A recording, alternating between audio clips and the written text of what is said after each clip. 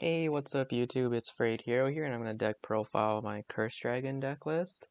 So our buddy here is Burnova, so we can search it off future card Buddyfight to give us another turn to potentially live and just have your opponent lose to our win con.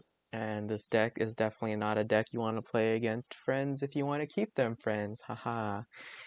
And then 4 Gale Lunas. Not a once per turn on call. Search a Curse Dragon with set from your drop or deck. So you can get your impacts because they have set on them. You can get just your set spells. So it's really, really good. And then on your opponent's start of the turn, if they have at least one card under their flag, you gain 3 life. And then 8 or more, you draw a card. So you get to potentially dig more if you went hard on your first turn. And then we're playing 3 Black Dragon Knight Gales, the original Gale, since this card can flag cards and you just self-destruct him on your own turn to flag cards. And then it does have a pop on call, which can come in handy, but if you're doing it on the first turn, then it doesn't really make a difference. And we're playing 4 Arbol. Your generic on plays charge, gain a life, draw a card, as long as your opponent has a flag unit. It's not a once per turn, so you can keep abusing these, and you can use the set spell to call it back during either player's battle phase to get more life, gauge, and draw a card. And then I'm playing the 1 Lazam to fetch you a size 1 tutor that you might not want from your deck. And it can also search Arbo if you don't need Gales. Plus, it can also get you a Curse Dragon spell that has set, so it's another way to dig deeper into your deck. And then we're playing the 1 Daryl Burke to actually check our top 3 and add a card, deck thin, deck win, and just see combo pieces. Then lastly, I'm playing 2 React Moons for a defensive option. It can get sided out if your opponent doesn't play big crit decks, but it is nice to have in case you need it going into game 1 to prevent yourselves from losing to those high crit decks. Moving on to our spells, I'm playing 2 future card Buddy Fights to search out our Burnova, then 2 Lights of Destiny to search for our Abigail and our Gales, and then 1 Sentence of Curse, our win condition. When they have 5 cards under their flag at the start of their turn, you win the game.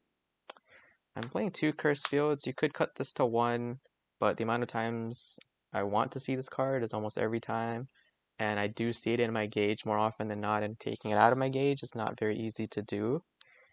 And then 3 Cursed Rituals are destroy a Cursed Dragon to gain life and draw cards to get us deeper into our decks.